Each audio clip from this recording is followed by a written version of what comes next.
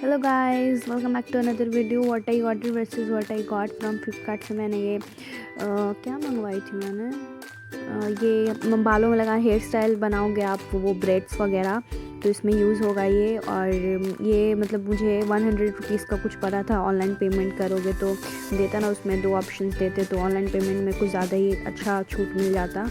ये 100 का मुझे पड़ा था और बहुत ही अच्छा मटेरियल था, मुझे बहुत अच्छा लगा।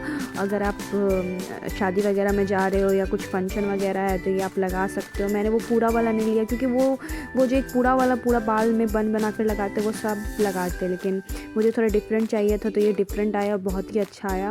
आप वो चोटी बना के और उसको घुमा घुमा कर लगाओ, बहुत अच्छा लगेगा। Don't forget to subscribe.